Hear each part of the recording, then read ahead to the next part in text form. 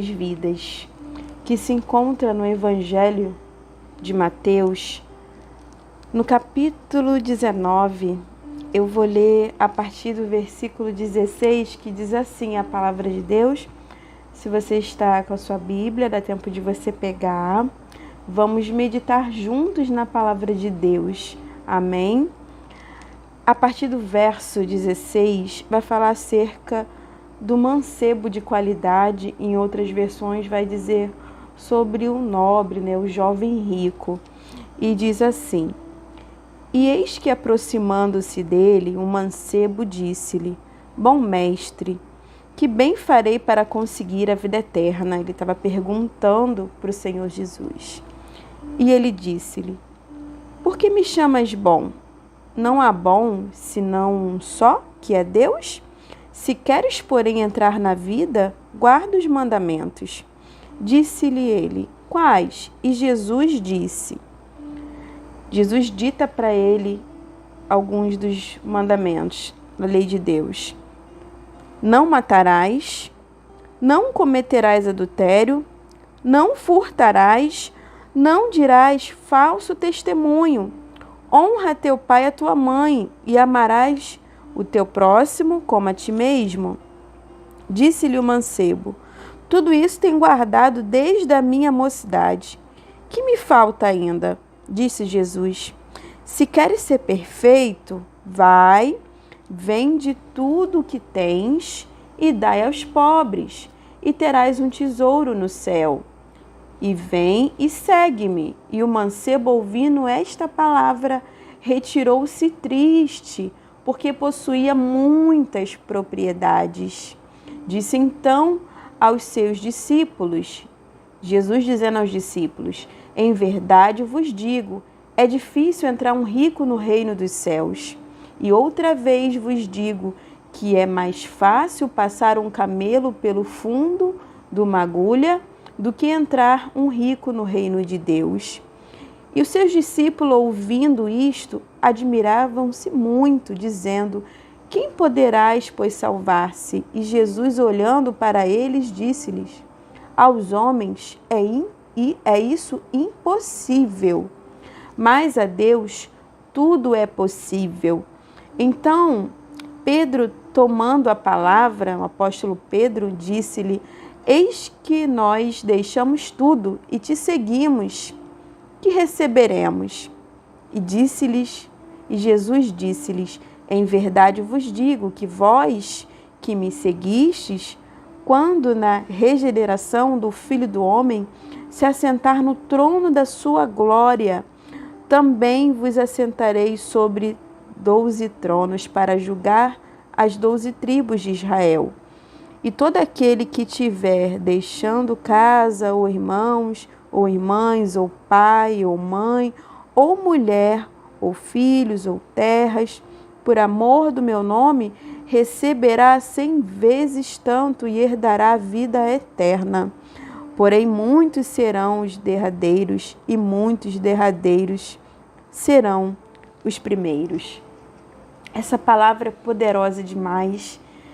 E eu estava meditando e o Senhor me conduziu a esse texto, que fala acerca de um jovem rico questionando Jesus. E ele já se aproxima, a palavra diz que ele que se aproxima de Jesus e chama ele de bom mestre. Mas Jesus, ele não é apenas um mestre. Jesus, ele é tudo. Jesus é tudo. Ele diz: Bom mestre. E Jesus: Por que me chamas de bom?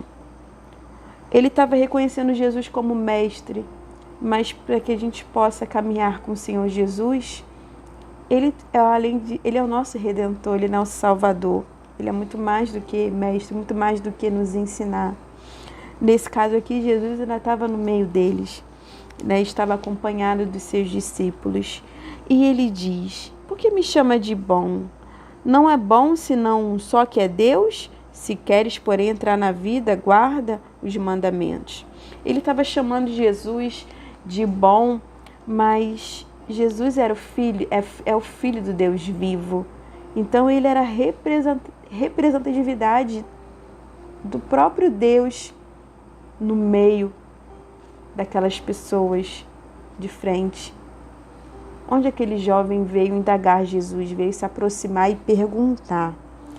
E Jesus fala, guarda os mandamentos. E Jesus dita para ele, né, alguns dos mandamentos. Não matarás.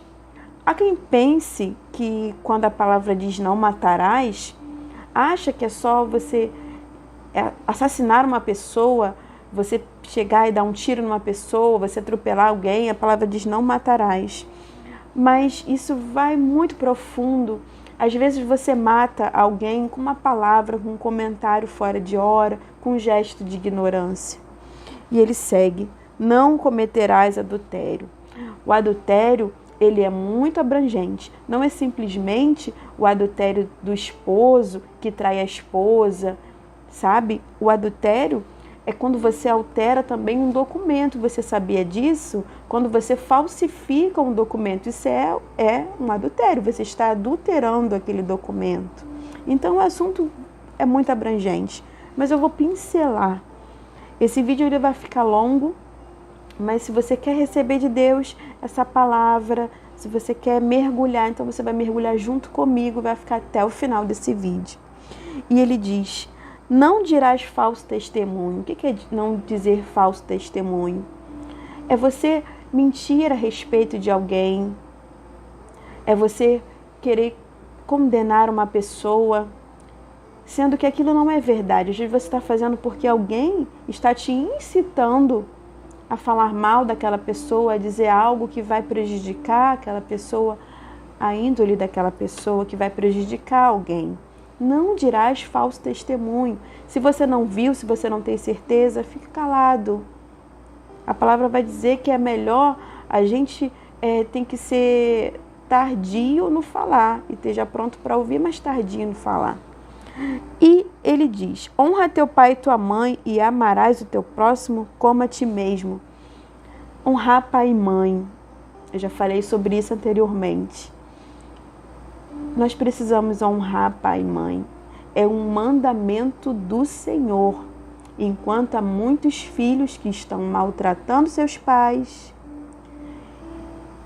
existem filhos que moram na mesma casa, mas por algum motivo, por alguma divergência de pensamentos, por alguma discussão, mora no mesmo teto, mas não dirige a palavra, não olha no olho do pai, não pede a bênção, não perdoa, guarda rancor, precisa do pai, precisa da mãe, depende deles, mas os desprezam morando na própria casa. Isso tem peso, é a palavra de Deus que está dizendo para você honrar. A palavra não diz, olha, se seu pai não valer nada, a sua mãe, não honra, não. A palavra está dizendo para honrar. Porque se você tem uma vida, Deus soprou o fôlego de vida, mas você precisou de um pai e uma mãe para poder te gerar, certo? E amarás o teu próximo como a ti mesmo. Isso é muito profundo, é amar o próximo como a ti mesmo. Ou seja, se você faria mal a você mesmo, a gente faz mal a nós mesmos, mas a palavra está ordenando para a gente amar.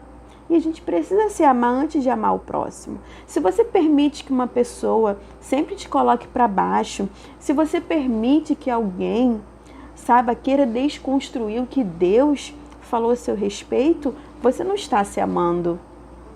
Amar o próximo é você ter empatia, você se colocar no lugar da outra pessoa e assim vai.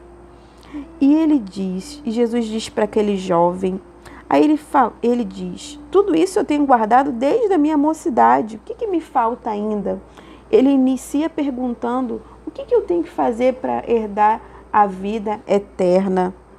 E Jesus diz para ele, se quer ser perfeito, vai e vende tudo e dá aos pobres, e terás um tesouro no céu. Jesus estava provando aquele jovem para saber até onde ele iria pelo Senhor Jesus. Porque para caminhar com Jesus, a gente vai ter que se desprender de tudo aquilo que nos prende aqui na terra. Tudo aquilo que é passageiro, que é fugaz, a gente vai ter que abrir mão se a gente quiser seguir com Jesus. E o mancebo ouvindo esta palavra retirou-se triste porque possuía muitas propriedades. Ele saiu triste. Queridos, a palavra de Deus, o Evangelho, é confrontador. Ele vai nos confrontar. E muitas das vezes pode acontecer de você sair de uma reunião, de um culto a Deus, triste porque a palavra vai te confrontar. Mas ao mesmo tempo, à mesma medida que a palavra te confronta, ela te sara, ela te liberta. O que é um tesouro no céu? Sabe por quê? Aqui essa palavra está falando acerca da vida eterna. Existe a vida eterna com Deus e sem Deus.